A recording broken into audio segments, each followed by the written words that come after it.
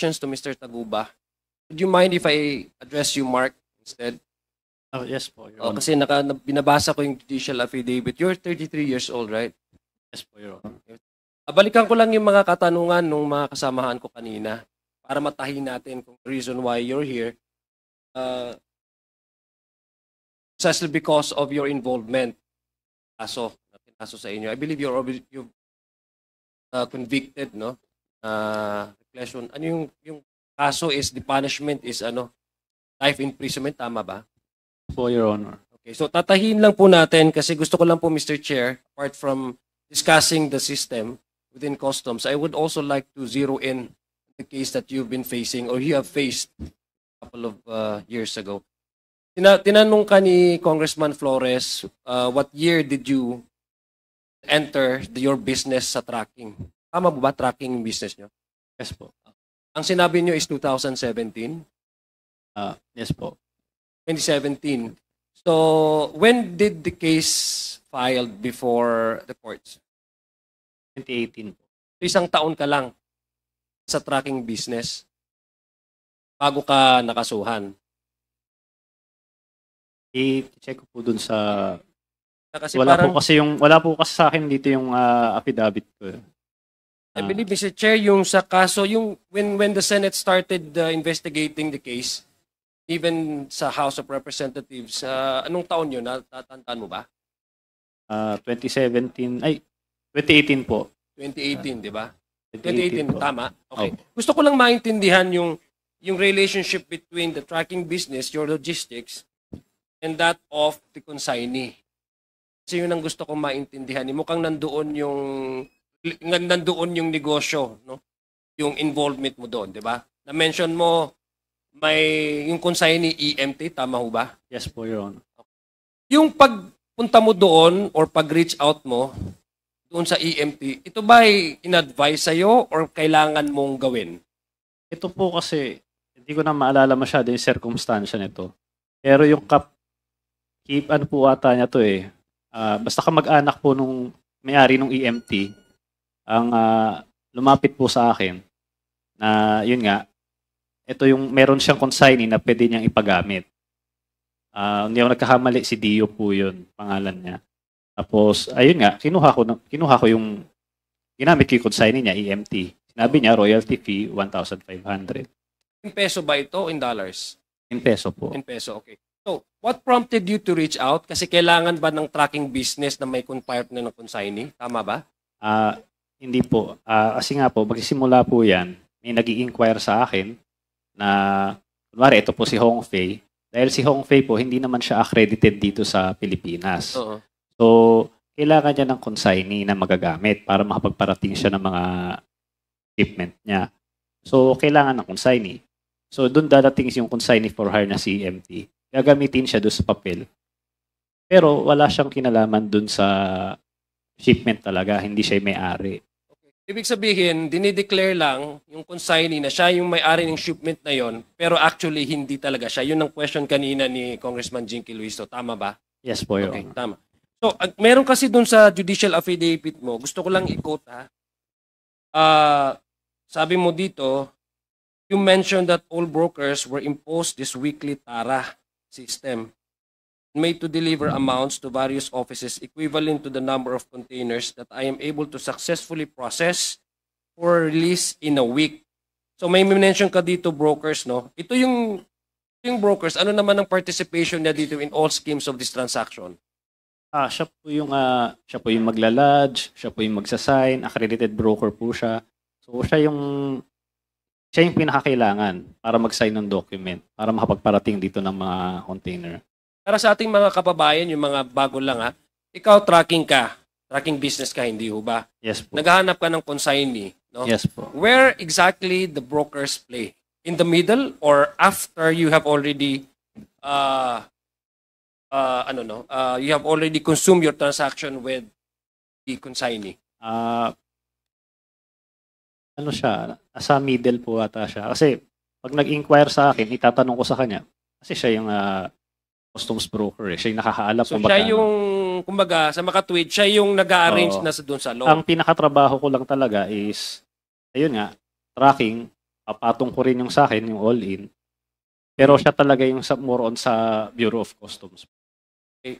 May sinabi ka kasi dito, may ginamit ka dito sa yung kinote ko sa affidavit, judicial affidavit mo. Sabi mo, ini-impose ito weekly yung TARA system. Balikan ko lang yung TARA system and explain. Paano to ini-impose? Sino ba yung nag-i-impose sa inyo ng mga halimbawa, sa negosyo mo, sa tracking business ka, ano itong imposition na sinasabi mo? Like, kailangan mong bang gawin? Sino yung nag-i-impose sa'yo? Gusto ko lang maintindihan, sino-sino ba ito? Mukhang kasi pag ini-impose ito, mukhang may nakikinabang, hindi ba? Yes. So alam mo, paano yung sistema na ganun? Sino nag-i-impose sa inyo ng ganun? Yun nga po, kasi nga, magsisimula yan, syempre, pangaharas nila, hold nila yung mga parating nyo, so doon mo sila makikilala. So, ayun, aaregluhin mo yung container. So sa aking experience, ito po, si Jojo Bacod po yung nag-ayos nung problema namin. Ni-refer niya po ako sa Davao Group. So, yun po yung TARA system nung panahon na yun. Kasi sila lang ang may control nung mga alert command center po eh.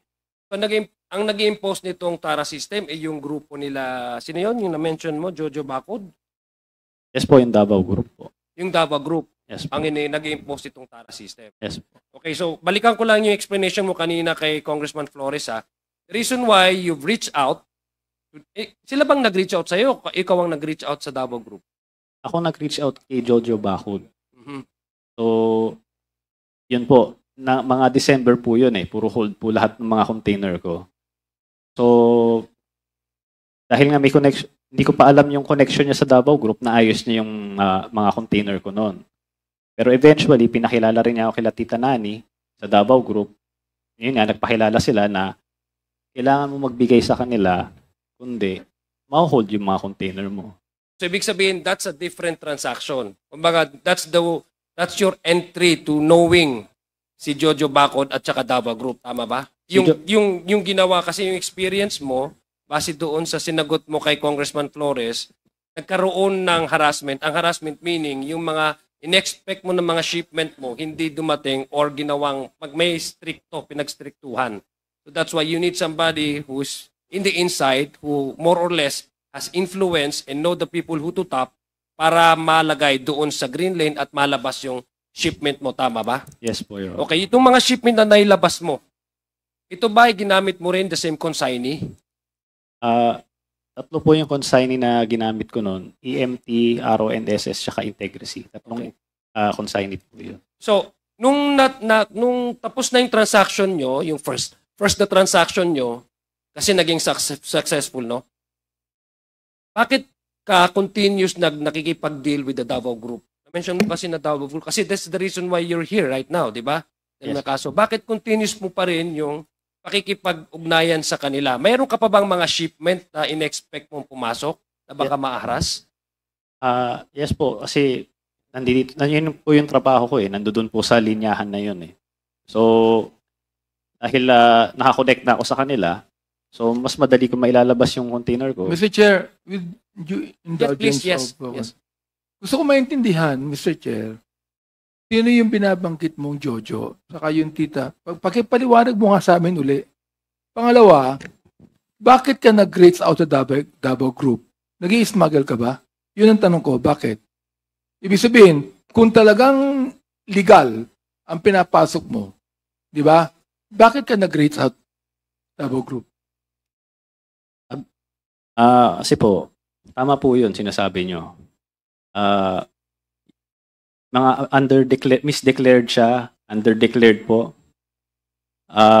Katulad nga po ng sinabi ko, kung Ibig sabihin, meron kang misdeclared, underdeclared, correct? Yes po. Kaya nag-reach out ka sa Davao Group. Yes po. Tama? O tanong ha? Ikaw ba nagpapasok ka ng mga ukay-ukay, ng mga damit na second hand? Opo. Pasok ka, di ba? O, Major Kaskolan, bawal yan. Yes, sir. Bawal yan, di ba? Yes, Your Honor. Pero nakakapasok. Yes, Your Honor. Anong ginagawa nyo? Anong ginagawa nyo? Actually, Your Honor, we apprehend these shipments But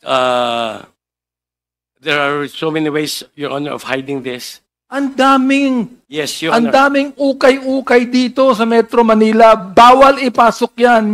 Very true, Your Honor. Sandali lang. Merong directive ang WHO sapagkat health hazard yan. Very true, Your Honor. Ngayon, itong tanong ko, bakit nakakapasok sa customs yan? Sir. Pagkatapos mong sagutin yan, Yes, sir. I want the attorney from customs to answer me on that. Sir, actually, the okay that's coming in. Okay lang ang puso ko. Yes, sir. Comes Malakas ang puso ko. Yes, sir. Sir, it comes from many ports. It's not only the ports in Manila, but also ports in Mindanao and the Visayas. Salamat. Salamat. You've been honest with me. Ang tanong ko ganito, with indulgence of Congressman Sia, bakit nakakapasok yung ganong illegal? Bakit?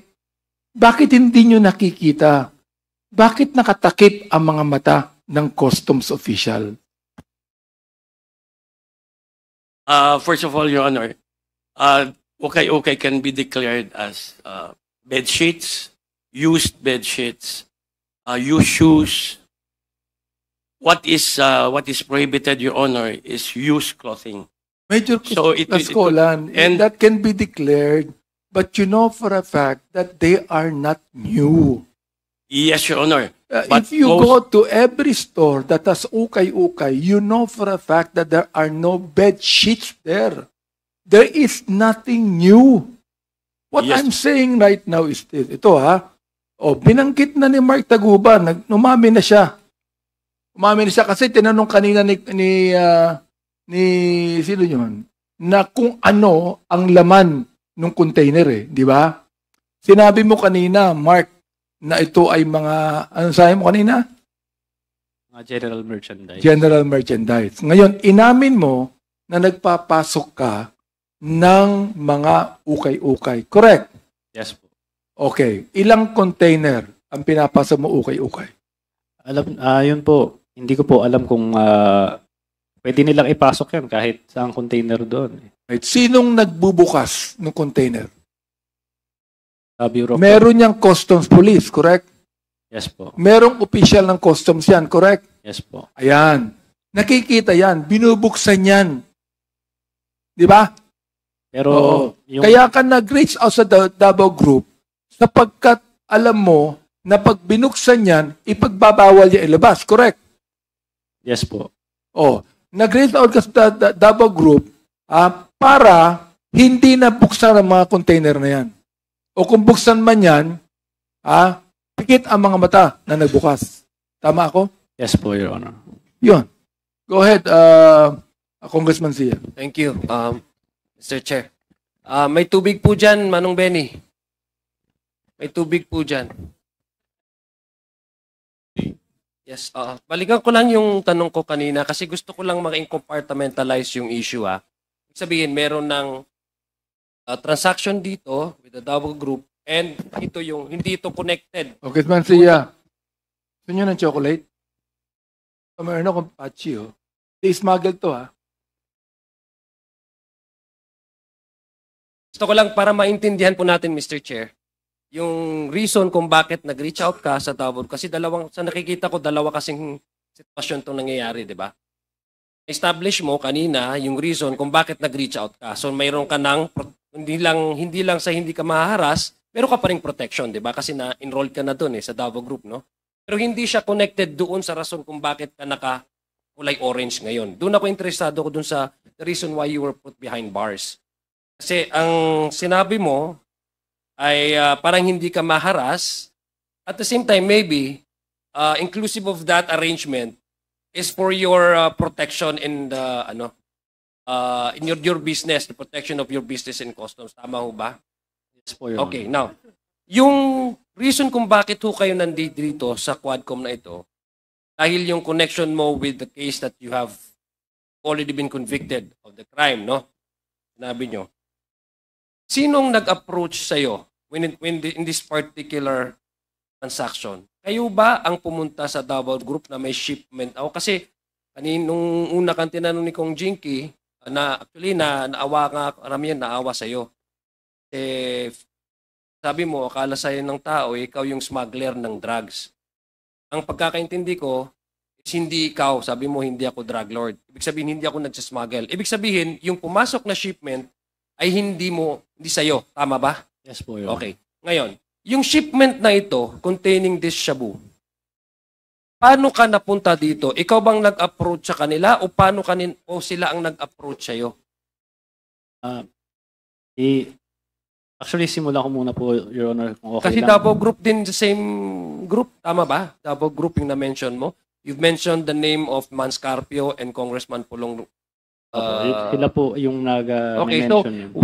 what did yung mismong itong arrangement na ito, transaction na to, kasi ang dami namang nasa tracking business, 'di ba? Marami kayo sa tracking business, 'di ba? Opo. Okay. Marami ding mga consignees, I'm sure. Sabi nga, ang sagot mo nga kay Congressman Flores is maraming consignee diyan, 'di ba? Tama ba? Opo. Oh. So what made you so special na parang ikaw yung napunta dito? Hindi lang special, na malas kung bakit ikaw. Paano? Dahil ba masyado kang kalapit nila or ikaw ang nag-approach sa kanila for this particular transaction? Kasi kung ikaw nag-approach sa kanila, it would appear to me na ikaw nag-smuggle. So paano? Can you explain to us kung... Pwede ko bang anuhin muna yung kung bakit ako na-convict? Yes. Kasi unang-una, explain ko lang sa...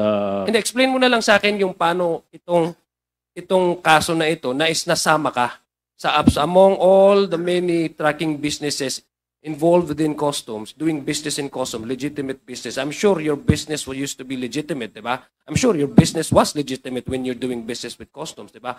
So how come among all the tracking businesses, among all the consignees who've been accredited by the customs, you and EMT were involved in that particular shipment, which apparently came out to be drugs? Mula ko po muna doon kay Kenneth Dong. So, siya po yung nag-inquire nitong shipment na to itong MCLU 600-1881.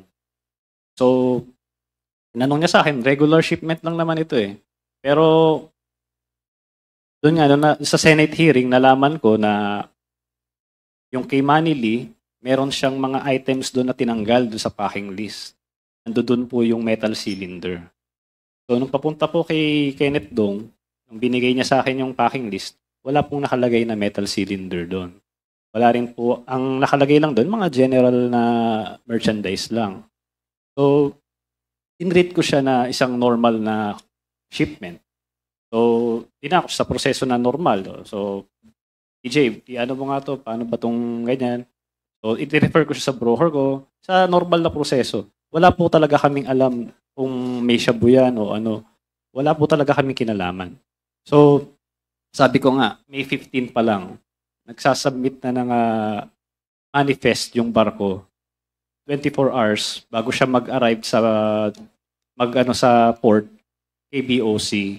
So, doon pa lang, kung mayroon silang hinala na ito, maling shipment ito, dapat sabihin natin, dapat mas mataas yung tax nito o baka may mga kontrabando ito. Pwede na nilang i-alert doon So, green lane ito, pero hindi pa namin nailabas agad kasi hindi siya rush Hindi naman kinasabing sa akin ni Kenneth na, ilabas mo na yung... Si Kenneth, anong ni Kenneth? Customs broker ba siya? Hindi, client ko po siya. Sorry? Client mo. Opo, Okay. siya po yung nag-inquire sa shipment na to. Congressman Sia. Mark, ikaw ba nag-i-smuggle ka rin ng bigas? Hindi po. Hindi. Hindi po. Ano lang, ukay-ukay lang, saka ano pang ini-smuggle mo? Drugs. Para maintindihan niyo po, pagka sinabi mong general merchandise, smuggle na yon. Ayun, oo. So, ibig sabihin, pag general merchandise, smuggle na yan. Opo. Ano nakalagay dyan? General merchandise. Kasi po, para malaman niyo po yung proseso nito, ang isang container po, marami pong may-ari niyan. So, isipin niyo po yung trabaho ng FedEx, kunwari. So, itong si Hongfei, siya yung exporter sa China. Itong si Hongfei dito sa Valenzuela, kung saan nahuli yung drugs, siya yung importer. Si EMT, talagang wala siyang kinalaman dito sa transaction na ito. Talagang royalty fee lang siya. So, lahat ng mga Chinese na gustong magparating ng mga mga products nila, ikino-consolidate yan sa isang container. Yan po ay smuggled na yan. Kasi hindi naman dinedeclare lahat eh. Kung i-declare mo yan lahat, napakahabang listahan po niyan. So, yun po yung general merchandise. Yun. Go ahead, Monsieur. Thank you. So you were saying about Kenneth Dong. So you were kliyente mo siya. So is it safe to assume that this Kenneth Dong knows this shipment kaya pumunta siya sa iyo to avail of your services? Tama ho ba? Opo. Okay, pakipaliwanag nga. No, so gusto kong malaman kung paano ka napunta dito. Ayun po, nag-inquire po siya. Treat ko siya na regular shipment dahil wala namang kontrabando o kahit ano man dun sa kanyang pinadalang packing list. So parang normal lang, walang hindi ko pinag-isipan ng masama. Sabi ko nga po, May 15 pa lang nagkaroon na ng manifest. Matagal po yan na-release. Parang kada araw nagbayad ng OLRS, nagbayad ng ganito. Hindi siya minadali. Ibig sabihin hindi siya nakalabas agad-agad. Hindi po, pero naka-green lane po siya. Naka-green lane. Opo. Okay. Anytime po doon, kung talagang merong balak silang anuhin yon. Pwede Ilang weeks ba bago nailabas niyo itong shipment na to? Yung kay Kenneth Dong na yung pala meron lamang droga. Ilang weeks o ilang months? Kundi ako Despite the fact na naka-green lane siya. Alam ko po kasi na baba na siya May 17 pa lang, nasa port na siya. Okay. So, na-deliver siya May 24 na. So mga 1 week. Mga 1 week po. So yung regular na processing for the green lane. Ang green lane po, kung mamadaliin siya, mga 2-3 oras, mailalabas mo na yung container. Oh, sige. So May 15, may sabi mo, may mga fees na, processing fees, tapos hindi pa nailabas. May manifest na sa barko. Ibig sabihin, nandiyan na siya. Okay. Hindi pa lang siya, parating na siya sa port. Okay. So doon pa lang, ginagawa yun para si BOC, tingin niyang may problema, pwede na niyang i-red lane. Pwede na niyang i-alert. So, maski si BOC, wala siya nakikitang kahit anumang anomalya dun sa... Pero hindi shipment. niyo alam kung sino talaga yung may-ari ng shipment na to. Hindi po. Hindi niyo alam. Hindi po. So, ikaw ang naghanap ng consignee, tama ba? Yun ba yung pagkaintindi ko? Opo. So, nag-inquire siya sa akin. Siyempre, tatanungin din niya dahil nga po si Hong Fei, hindi naman po siya accredited dito. Okay. Kailangan niya ng consignee for hire. So, yung pay, yan ang tunay na may-ari? Opo. Yung shipment Based na yun? dun sa, opo, kasi para malaman nyo rin po, yung proseso dun naman sa China, pagka mag-e-export siya kasi naglo-load ng mga gamit eh. So, pupunta siya sa container depot ng shipping lines, siya mag-aasikaso nun, dadali niya sa warehouse, siya yung maglo-load, siya yung mag-i-stuff ng mga Okay. gamit. Now, I'll ask you, kasi very important sa akin, Mr. Chair, yung timeline eh. Kasi I think the reason why you approach the Davao Group, it's because for you, 1 week is too long for a green lane shipment. Tama ba? Yes po. Okay. So, within 1 week, ito yung rason kung bakit mo in-approach ang Davao Group. Tama ba? Para malabas ba? Gusto ko lang namin maintindihan. Hindi po, itong particular na shipment na ito, kaya naman siya nailabas ng, dahil hindi po siya rush eh. Okay. Ang container, ang truck ko lang po noon, 8 lang po eh. So, kung hindi naman siya rush, di gagamitin ko siya sa ibang kliyente ko na nagra-rush ng shipment. Yun na lang ilalabas ko muna. Kaya nga, gusto ko lang kasi maintindihan, no? Sabi ko nga, gusto kong tayihin yung senaryo sa case mo ngayon. Sinabi mo, kaya nga, given na yon, nag-enroll ka, etc., nag-ano ka, diba? And then later on, you did not know that the shipment, kasi nakapasok ka na sa kanila eh. That's the first scenario that happened. And the transaction there was successful according to you, no? So here we are now. Diba? So, pumunta ka seeking the assistance of the same group for this shipment to be released. Tama ba? Opo, lahat po ng shipment. Lahat ng shipment. In the particular shipment, itong may laman na shabu. Opo. Tama ba? Pero yun nga po, sinasabi ko po, hindi ko po alam yung tungkol dyan sa shabu na yan. Huh? So, ang alam ko lang po is general merchandise yan. So, Okay. Nung 24 na i-deliver namin, nagkaroon ng raid sa Valenzuela, 26. Walang po nalaman na meron palang metal cylinder. Okay. So I'll go to Mr. Jimmy Guban. Mr. Jimmy Guban, is this the same shipment na sinasabi na pag-aari nung Davao Group o pag-aari ni Hindi. tama ba? Your Honor, sila ho ang nagpoprotekta. Okay. So, Your Honor, kasi dadagdagan ko lang yung kay Mr. Mark Yes, Taguba. please. Sa port of origin po, doon sa port of loading, may mga consolidator. Well, I will tell you frankly, that is the job of Michael Yang. Okay, He is Michael one among Yang. the biggest consolidator sa China. Wait lang. The same Michael Yang that was shown in the matrix of PIDEA. Yes, Your Honor. Okay. If I may, Yes, Congressman please. Adjong. Yes, please. Jimmy, kasi medyo seryoso yung aligasyon na yan. No? Yes, sir. Anong basihan natin para sabihin mo na si Michael Yang ang consolidator? Para lang sa kaalaman namin lahat. Kasi madaling magpangalan eh. Your Honor, I have testified already. One among my shipments, according sa galing yun sa kanila. Sila ang nag-consolidate sa China. The same also, Your Honors, na mga nawawala na containers. Iwan information po ito, Your Honor, na sila ang nagko-consolidate sa China, nawawala sa Port of Manila, nawawala sa Port ng Taguluan. Sino nagsabi sa'yo na si Michael Yang ang consolidator? Your Honor, may testimony already dahil nag-iyak sa I akin. know. Kahit Si na Mr. testimonya ka, iba ngayon. Sabihin mo sa amin, sino? Si Mr. Henry Tan, Your Honor, at saka si Mr. Abiliera kung bakit nila ako in-invite. So si Mr. Henry Tan ang nagsabi sa'yo na si Michael Yang ang nagko-consolidate. Yes, Your Honor. And who is this Mr. Henry Tan? One among also the financer, importer, Filipino-Chinese? Filipino-Chinese, Your Honor. Nandyan siya sa customs? Negosyante yun, Your Honor. Negosyante. Anong Oh. negosyo niya? The same din, Your Honor. Nagpaparating din ng mga kargamento before. So, General merchandise din. Yes, general merchandise. So, na hinihingi niya rin po ng clearance. meron ka bang report na ginawa sa Bureau of Customs sa pagiging intel operative mo noon na i-red flag yang Henry Tan na yan? Your Honor, I have submitted reports ng isang malaking bodega sa Giginto, Bulacan. Who owns the bodega? Marami po yan, Your Honor. One among them is the Okay. consolidator galing kay Michael Yang. Yan po Sige. yung Yung Henry Tan, anong report mo sa Bureau of Customs about Mr. Henry Tan? Meron ka bang ginawang report? Yes, Your Honor. And what does the report say? The same, Your Honor. Practicing general merchandise. So, Yun ang mga para deklarasyon siyang nila. Mark Taguba rin. Yes, Your Honor. So, kaya nga, sinabi mo ba doon sa report mo na si Henry Tan ang nagsabi sa iyo na si Michael Yang ang consolidator nitong mga goods na ito from the port of origin? Yes, Your Honor. That is also included in my affidavit in this Quadcom, Your Honor. So, okay, sige. Thank you, Congressman Adjong. Please continue. Mr. Chair, have we invited Henry Tan here?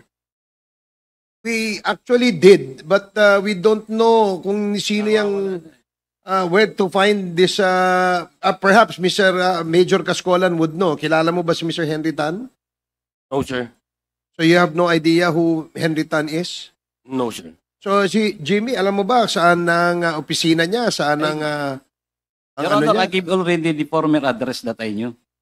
Pinundo. So yung dati niyang address that you know, ibinigay mo na sa, can you check nga, COMSEC? Yes, Your Honor. And ask the assistance of the PNP to locate this Mr. Henry Tan. There's another name he mentioned, Mr. Chair. Sino pa yung isa? Maliban kay Henry Tan, meron ka pa mention na pangalan eh. Michael Yang. Your Honor, si Small Boy Abiliera. Oh, Small Boy Abiliera. Si Small, oh. Like to also, Mr. Chair, direct the COMSEC to try to contact Mr. Abiliera. The Councilor Abilera was here last time. He attended this hearing. And we will again invite him in the next Quadcom hearing. Sige, please continue. Thank you. Congressman Thank you, Mr. Chair. So, balikan ko lang. Alam ko, parati ito tinatanong sa'yo, Mr. Mark Tagu.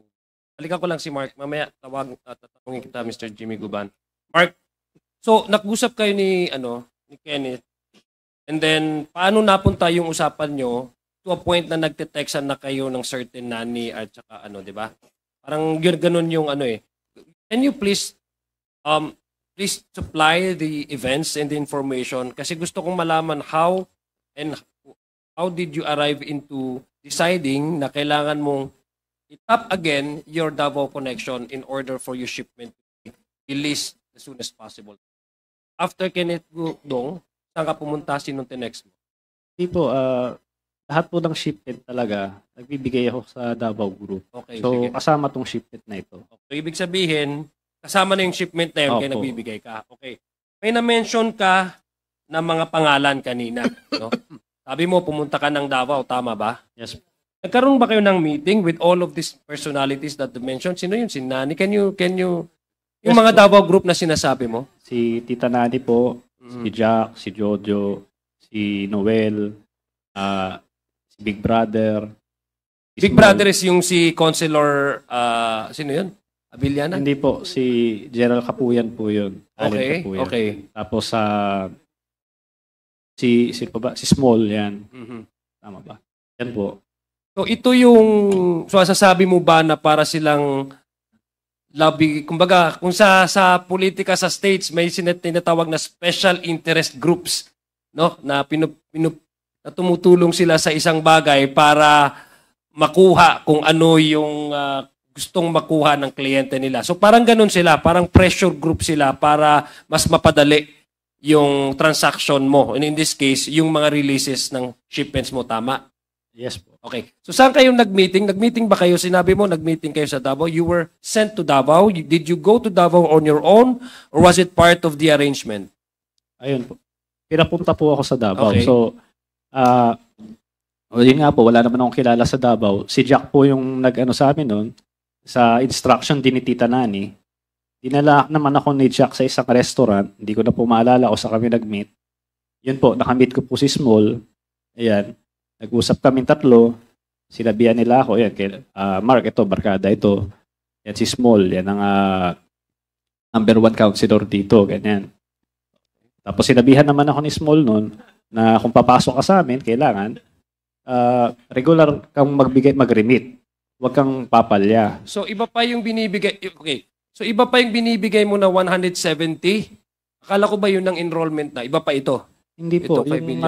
enrollment po, yung 5 million po yun. O ito nga yung sinasabi mong nag-enroll ka. Opo. Okay, sige. Please, ano. Tapos meron yung kada weekly. So yung enrollment lang yun para makapasok ka sa kanila.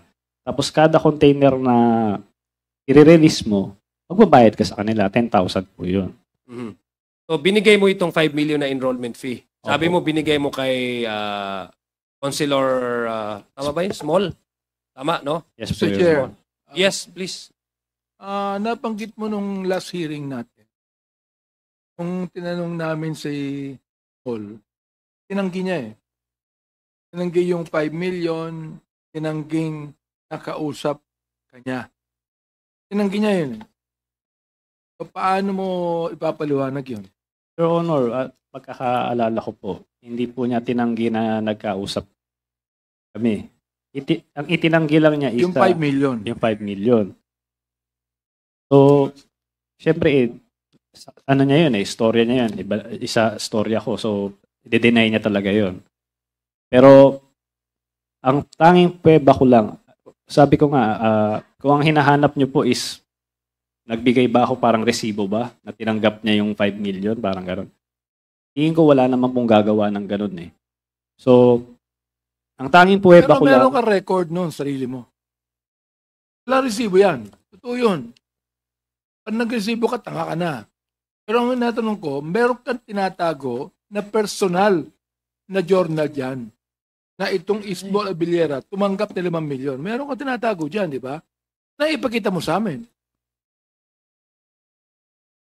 sige po. Okay, Mr. Chair. Mr. Chair, what appears to me, Mr. Chair, Mark, is, although bata ka nung oras na yun, pero I'm sure, meron ka namang idea sa negosyo, di ba? If somebody asks you for a 5 million pesos as an enrollment fee, you wouldn't give it that easily, no? Without knowing kung ano yung kapalit, di ba? So, what made you decide na itong 5 million ko ay guaranteed na yung protection at saka yung makukuko, yung mga request ko ay may bibigay sa akin o makukuha ko? What makes you what made you feel safe that that's an investment eh. Kung akong tatanungin mo, I'm not a businessman, but that's an investment on your part. You've given 5 million enrollment fee. In exchange is protection and for all of your shipments to be released as quickly as possible. Hindi ho tama ho ba yun? So, what made you decide to go to Davao despite the fact na ilang beses kayo nag-meet ni Nani at saka ano? Balikan ko lang po dun sa... Okay. So kikiti na Nani pala, okay. Weekly po talaga, nagre-remit ako sa kanya. So sabi ko po, Saka nagre-remit ka eh? minsan po, sa kanya mismo, Sinong kanya? kay Tita Nani po. Okay. So minsan po tatawagan niya ako, nandito ako sa baba, sa tapat na lang opisina ko yon. O minsan naman, pupuntahin niya ako sa isang lugar, doon kami mag-meet. So, weekly po yun, kada container po na napaparating ko. Doon naman po sa yung naging insurance ko po. Ang totoo po niyan, tama po kayo, parang sugal po yun. Pero ang naging basihan ko na lang po si Jojo Bacud kasi taga sa amin po siya eh. Kilala ko po siya noon pa. So, Okay, so yung Jojo Bacud, kasama ba sa Dovo Group? well, I assume kasi siya yung nag-ano sa kanila eh. Nag-refer sa kanila eh. Okay. So, Mr. Chair, I'd like to make a motion that we invite Tita Nani and Jojo in the hearing. The indulgence yeah, please, of, yeah, sure. Congressman Adyong. Yes, what is the motion? That we invite a certain Tita Nani and Jojo in the next hearing. There is a motion to invite a certain Tita Nani and a certain Jojo in the next scheduled Quadcom hearing. Duly seconded. Are there any objections? Hearing none, the motion is approved. So, Comsec, please invite the two personalities mentioned. Mr. Chair. Please proceed. Yes, please help me understand, Mark. Gusto ko lang talagang yung the whole transaction that happened. I want to know, earlier, you responded na you've been paying 170,000 to Tita Nani, di ba? Hindi po. I'm sorry, to the customs, yung Tara system. That's it. Yung 170,000 po yun, may breakdown Per po container, yun. yes, Opo. okay. So may tara doon, meron din customs duties, merong shipping line. So this is already exclusive of the 5 million enrollment fee. Bukod pa Okay, po yun. bukod pa yon. So hindi yun guarantee na dahil nagbabayad ka ng 170,000 ay enrolled ka na. Tama? Enrolled ka na meaning nakapasok ka na dun sa grupo na magpo-protect sa tayo sir, di ba? Tama? Yes po. Okay. So when you were asked to pay for the 5 billion, ibig sabihin this is another layer of protection naman. Tama ba? Hindi po, yung 5 million po yun, ano yun eh, pagpasok mo pa lang sa Yun nga, kanila. exactly, yeah. Kasi ang gusto kong tanungin is why do you have to pay for another 5 million when you were already dealing with the same persons? You were already helped by kasi di ba sabi ko kanina reason why na nagtiwala ka kasi lahat ng mga transactions mo before napalabas, di ba? Ito po. Okay. So, now, dahil malaki yung tiwala mo, ang tanong ko is you were already dealing with the same persons, Tita Nani, etc. ganito.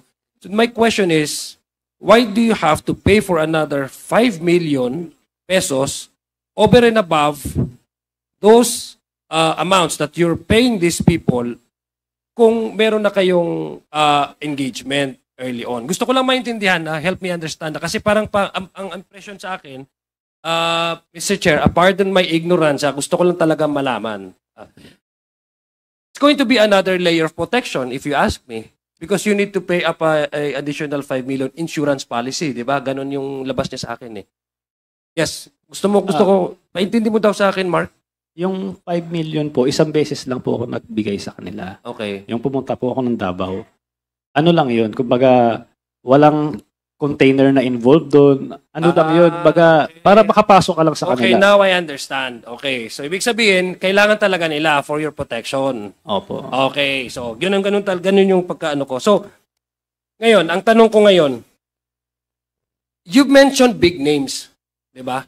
Parang ang na-mention mo is, isa sa nagtiwala ka sa mga taong to, nagbigay ka ng 5 million because may nami-mention sila ng mga pangalan tulad ng si Man Scarpio, Attorney Man Scarpio, Congressman Pulong Duterte. What made you at least convinced na talagang isang grupo ito at ito sila Nani, ito sila, sino pa yung mga na-mention mo na mga pangalan, ay talagang magagamit nila, if ever, no, presumed, no, na the allegation is magagamit yung kanilang influence. So what made you convince na itong Davao Group ay talagang sila yung nabumuo nito? Yun nga po. Mga container ko nga po is na green lane po lahat. Ang totoo po niyan, kung tutuusin, nabanggit ko lang talaga sila sa congressional hearing nung last time eh. At yun nga po, dahil yun po yung pakiramdam ko na kung bakit nagkaroon ng kamalas-malasan to buhay ko. Hindi ko po talaga balak na sabihin yung mga pangalan nila ng mga panahon na yun. Marami pong congressman noon na marami nagtatanong, talagang hindi ko po ako handa. So bigla akong nabanggit yun. At yun nga, ako talaga wala naman akong pakialam kung sino Nabanggit mo kasi sinasabi sa'yo. Opo. I mean, sinasabi nung mga kaano mo. Opo, yun po. Gusto kong saklaruhin na wala naman po talaga akong pakialam kung sino man talaga yung nasa tuktok niya na nagmamaniobra sa Bureau of Customs eh. Kung sino pa yan. At ang nagsasabi naman yan sila. Nakita niya naman yung mga text messages. So wala rin naman akong dahilan para siraan tong mga taong ito, sila Paulo Duterte, Manscarpio. Hindi, naniniwala naman ako sa'yo. Kasi ako naniniwala ako sa'yo na ang gusto mo lang, punto de vista mo is mapaganda yung negosyo mo. And I believe you on that. Ganito lang, gusto ko lang tanungin, may na-mention ka na Chinese name na from the place of origin nung itong shipment na to. Ano yung consignee kasi hindi siya accredited dito? Yun po yung Hongfei. Yun po yung Hongfei export, import. Ako ba? How is this connected with Michael Yang? Because I've mentioned somewhere the name Michael Yang. I'm sorry, I've heard about Michael Yang. Was it you, Jimmy Guban? Or ikaw ba, Mark? Siya po yata. Okay, sige. Gusto ko lang maintindihan. So itong itong kumpanya na ito sa China, wala silang accredit. So they need a partner here, local consignee, tama ba? Yan po. Doon po pumapasok. How many times is this company in China been sending shipments to the Philippines and needed more local consignees? Would you know? Base po doon sa nakita kong investigasyon doon sa Senate, kasi may logbook sila eh. Marami din silang iba pang mga broker consignee na ginagamit. Okay. So, wala na po akong personal knowledge kung ilan. I think, Mr. Chair, this is very important, no? Kasi if what Mark Taguba is telling us is true, itong, pakiulat nga, yung company na yon, yung Chinese company. Hongfei. Now, if this is true, kasi sa kanila galing yung shipment, di ba? Tapos kumuha lang si Mark ng local consignee kasi hindi nga sila accredited sa customs. So they cannot actually do business here in the country. They cannot export. So somebody has to claim ownership over these shipments. If that is true, then I believe we need to go back to how many times has this company been sending shipments? And what are the consignees? Kasi baka naman up to now, hindi natin alam, baka pumapasok pa itong mga ito, di ba? Itong company na ito. So, may I request, Mr. Chair, I believe we have our partner here at the Bureau of Customs. Maybe we can request for that data, no? Para po malaman namin kung paano. Yung shipment na, kasi I'm sure you also have a data with, kung ano yung local consignee, yung shipment, place of origin, yung shipment nitong kumpanya na to, at saka yung mga consignees na nag-claim ng ownership, no, doon sa mga shipment na to. Maybe we can that can help us probably, Mr. Chair. So, Attorney yes. Buko, can you provide the committee data on Hongfei, no? Hongfei ba yan? Hongfei, yung Mr. Richard Chen. Yes po, Your Honor. So, yung owner ng Hongfei is Mr. Richard Chen, or ang Chinese name niya is Chen Julong. Tama, no? Yes po, Your Honor. So, I'm sure he has a lot of importations in the past. O baka hanggang ngayon, meron pa yan. So, pakibigyan ng datos ang committee ito. So nating tulungan. Yes, please. Yes, Mr. Chair. We will provide the... Sige, maraming salamat. Because we want to help out also customs on how to surveillance and protect our borders from the entry of these contrabands, no? We want to help them out because what I see, Mr. Chair, based on the testimony of Mark Taguba, we're dealing with transnational crimes, Yes. Drugs. Transnational to. Hindi lang ho ito nagkukuha lang sila ng mga partners nila dito sa Pilipinas para lang maipasok yung kanilang shipment. We're talking about how many tons of shabu, 'di ba? It's so shocking to me, Mr. Chair, and it's mind-boggling because the time that 6.7 tons of shabu was smuggled in the country during the time when the Philippines was declared a war against drugs. So parang napaka-ironic kung kailan pinapatay yung mga tao sa daan, tsaka pumasok yung ang laking tonelada ng shabu. So we are looking at transnational crimes here, Mr. Chair. So we want to help out also Customs, our partner agency, in Okay. Customs. For my last, I think last two questions lang po, Mr. Chair. Sige, last two questions, Mark? Congressman Madjo. 1 year kang nagnegosyo. I mean, sabi mo 2017, 2018, 'di ba? Yes po, Your Honor. Okay. So ibig sabihin, sa palagay mo ba itong Davao Group na to nandyan na ba sila matagal na before your entry? Wala po akong Okay, wala kang personal idea. So knowledge. maybe I'll ask Jimmy Guban. Jimmy, narinig mo naman yung testimony ni no? Yes, Your Yung mga sagot ni Mark Taguba. By the way, Yes, Your Honor. magkakilala ba kayo ni Mark before itong mga kasong to at yung nangyari? Yes, Your Honor. Magkakilala na kayo? Yes, Your Honor. Pero have you ever done, business or transaction together? Nakikita ko siya, Your Honor, sa office ng CIS. Oh, pero hindi mo siya kilala like personal na pare, may papasok or wala. Wala kaming usapan po na ganyan kasi yung tatay Okay. niya used to be a former customs, Your Honor. Okay, so ano yung masasabi mo doon sa sinasabi niyang Davao Group? That is correct, Your Honor, from the start of 2016. In fact, even yung positioning sa Bureau, nanggagaling sa Davao Group. Okay. So, kaya si Mark ay nag-enroll sa Davao Group para mabilis ang facilitation ng kargamento nila. So, yung 40,000 na sinasabi niya, yun yung may resibo lang na pumapasok sa customs. Maybe 10,000 or 15,000 sa shipping line. Then the rest of that, ay doon na yung sa grupo ng Davao Group. Okay. So, regardless na po yun kung anong klaseng kargamento ang papasok, which is kaya nag-proliferate ang illegal drugs, illegal, pati na ho agricultural products, ang dami po noon. Kasi hindi ho kontrolado ng custom officials ang Bureau of Customs. It's the Davao Group that was controlling during that time. Okay. Congressman Yes, Adjong, please, just I saw Major Cascola nodding his head. Does that mean that you are confirming what Jimmy Guban is saying? Yes, Your Honor. So alam niyo yung ganong sistema o kalakaran sa loob ng customs. The system, Your Honor. Okay, would you be able to name people who are behind these kinds of system? Unfortunately, Your Honor, we've been assigned to the Port just this October. Other than that, Your Honor, happenings during those,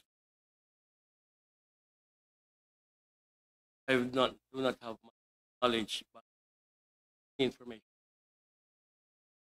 So grapevine information lang. Uh, Pero dun sa post mo sa Iloilo, Yes, Your Honor. is this happening? No, Your Honor, because Port of Iloilo only just recently had containerized shipment. So before that time, only bulk shipments were brought to Iloilo. Bulk shipments meaning wala sa hindi containerized. Yes, Your Honor. So hindi pwedeng itago. Ibig sabihin, makikita Wala. mo kung Wala, yan ay Your semento, bigas. Yes, Your Honor. So iba talaga yung nasa loob ng container. Yes, Your Honor. So ngayon, containerized ang shipments dumadating dyan. Yes, Your Honor. Are you now with the Manila port or still in Iloilo? I'm now the executive officer of the Customs. Okay, sige. Please For my continue. last, Mr. Chair, yes, okay, so, Mr. Chair, Congressman Abante. alam ko na marami rin ka rin alam. So, are you willing to talk to us in an executive session to tell us everything that you know? I will try my best to answer all your questions, Your Honor. Please proceed. Yeah, but Mr. For your Chair, last question. for my last question, I believe Mr. Guban, maski hindi to ata kinwento or sinabi ni Mark, as a form of responses sa aming mga membro ng committee, alam mo na may kalakaran na ginoto. Tama po ba? Yung Davao Group, alam mo. Yes, Your Honor. Okay, even without his testimony or without his answers, you already know that there is a group called Davao Group operating within customs.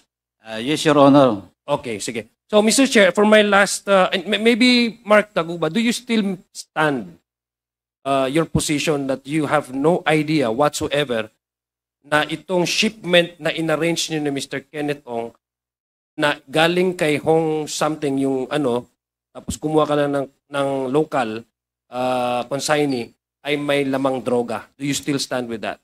Wala po kaming alam. Wala sa- kang kaalam-alam. Okay. Wala po talaga. Mr. Chair, for my final manifestation, Mr. Chair, I would like to manifest, I guess, no, that the testimony of Mr. Taguba is in fact corroborated by Mr. Guban.